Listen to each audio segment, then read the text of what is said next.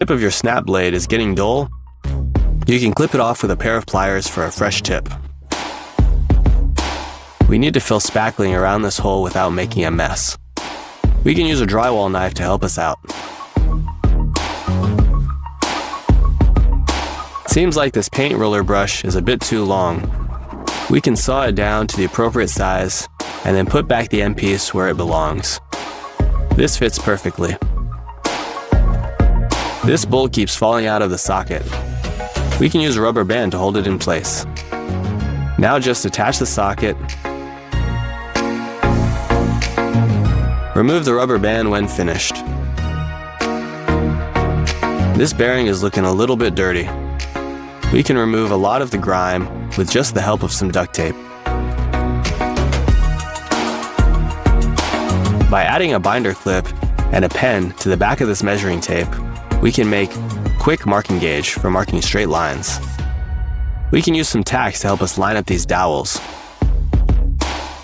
Now we just drill our holes, and our dowels fit perfectly. This hammer is a bit too wide to reach this nail. We can stack another nail on top to drive the first nail all the way in. Here's a cool device that will help us screw in two pieces of board together.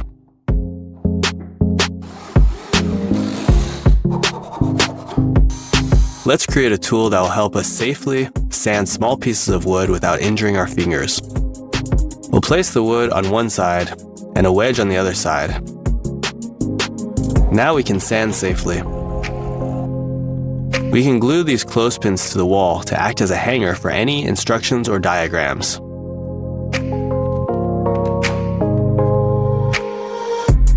We can still get this TV remote to work, even if we only have one battery. Insert the battery, and then roll up a piece of aluminum foil. Place it inside the other battery slot, and now you can use the remote. We can solder these two pieces of wire together by running an electric current through them.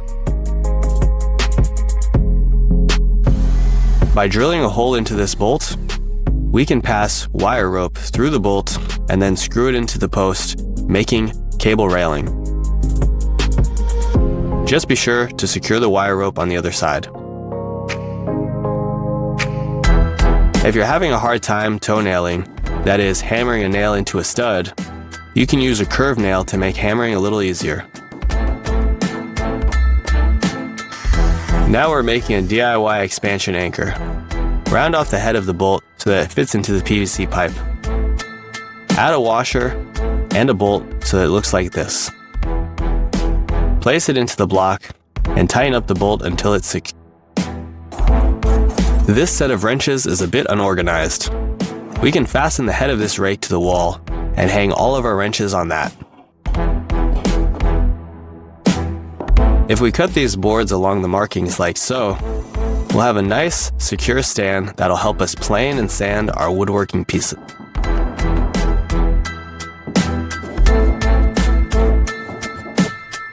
Here we have a dado joint that we are going to lock into place using these dowels. Drill holes, add some glue, insert the dowels, and then saw them flush. Then sand everything for a smooth finish. Next, we're cutting out a drill holder for our belt from this plastic bottle. These tabs will attach to our belt. This drill fits nicely. Let's make a tripod out of PVC. We'll drill some holes to create a slot that holds our phone. Then we'll cut out the legs of the tripod. Now we can watch all of our favorite videos. If we have an old fork, we can bend it like this and then use it as a wire twister. Let's use this brand new brush head with stiff bristles and attach it to the end of the rod and drill. Now we can scrub all the skin off these soaked potatoes in record time. It's much faster than peeling. By drilling a few holes in this board and adding a bit of varnish, we can make a stand for our pliers. Let's recycle this old plastic container to use as a shield on our bench grinder. We'll put a bracket on one end like so. Now we have protection from sparks. We can make some slits into this plastic tubing and then attach it to a bolt to make a temporary drywall anchor.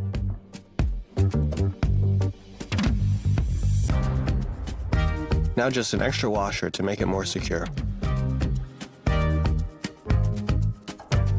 Our next project is going to be a tool that helps us carve out hex nut indentations. We'll attach it to a bolt like so that it looks like this. Now we can trace out our hex nut and use our tool like a chisel and hammer it into the wood.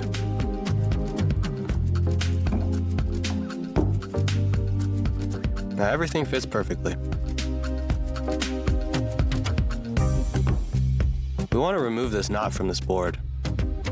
Drill it out and then use a hole saw to cut out a round that's the same size as the hole that we drilled. Fill this hole with glue and insert the round.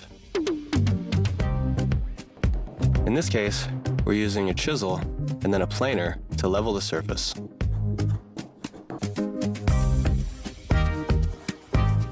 Let's create a tool that helps us easily cut out grooves in our foam panels. We'll drill these two pieces of wood together to make a right angle. Then we'll mount a snap blade to both sides of the tool. Now we can cut out a groove, which prevents a gap between these foam panels.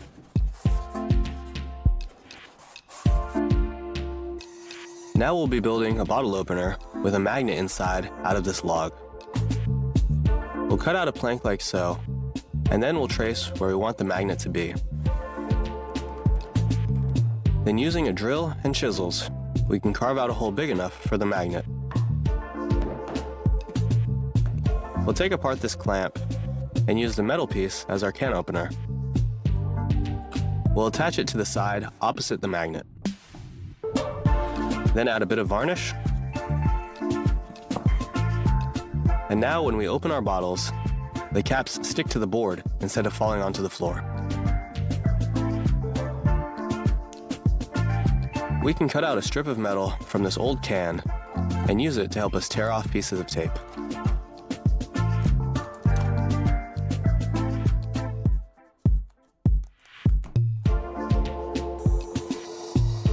We'll be printing on a pre-printed image onto this log. We'll want to sand it first, and then we'll cut out the image and glue it onto the log.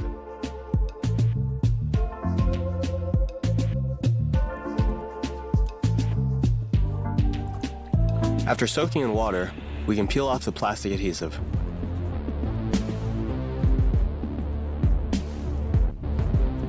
And what's left on the log is our image. We can use this piece of wood from an old piece of furniture and turn it into a charging stand for our phone. We'll trace out the appropriate size and use a jigsaw to cut it out. Then, a bit of sanding paper to smooth off the edges. We'll use a washer to mark out where we'll cut the 3 holes. The 2 on the ends will be smaller, and the center hole will be larger. We'll install bolts into the smaller holes. These will act as stands.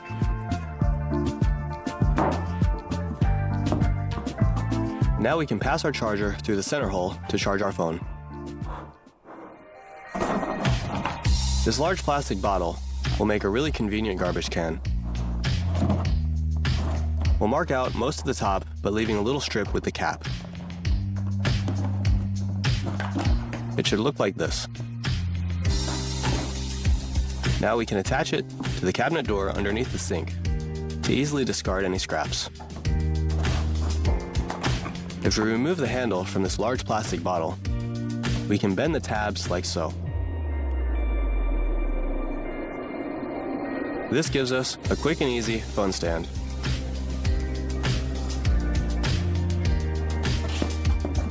The blades on this grater are getting a little bit dull. To sharpen them, we can use the bottom of this ceramic cup.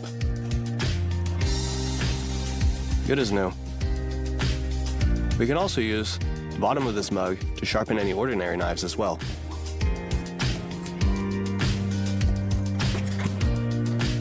We need to pass some wire through this plastic tubing, and pushing it wouldn't be the best option.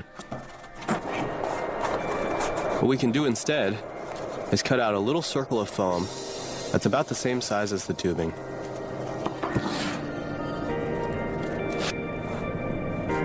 We'll then pass a string through the center of the foam and fasten it with a knot.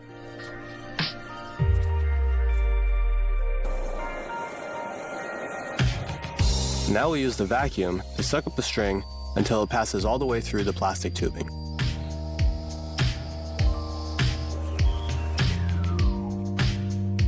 As you can see, it's come out the other side. But we're not done. We want to pass the wire through the tubing, not just the string. We'll tie the string to one of the wires securely. Folding a single wire back on itself, and then wrapping everything with tape will ensure that the string doesn't slip off.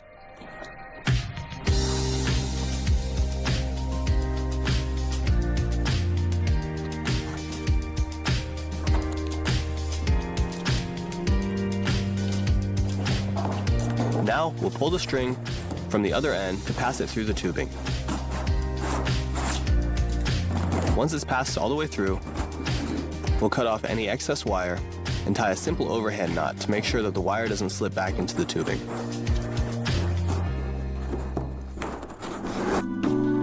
Here's a quick and easy life hack to help you tie your shoes if you're in a hurry. Here we have an ordinary coat hanger. If we cut the bottom rung in half, we can use this coat hanger to hang paper towels and toilet paper. Next, we have an ordinary piece of scrap wood. We can use our jigsaw to cut it into the shape of the letter P.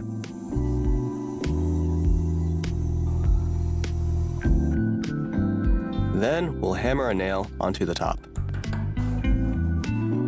And we can use our new tool to help us open cans more easily.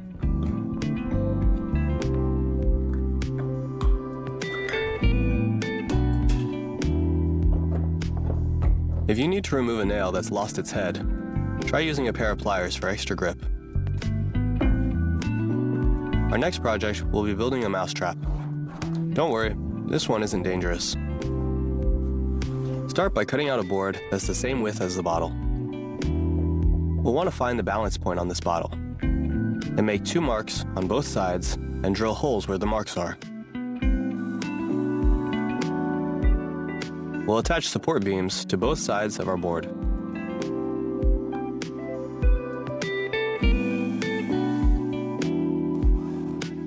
Line everything up and drill 2 holes at the same level onto the beams.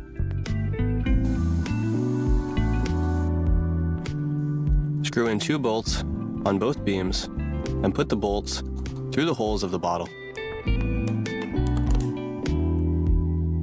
Tighten the bolts. The bottle should rock back and forth like so. Now we'll cut out a little ramp. All that's left to do is leave some treats inside the bottle. And our last project of this episode is going to be a bird feeder. We'll connect 2 plastic bottles together. We'll just need to make a couple of holes in the bottles for the bird seeds.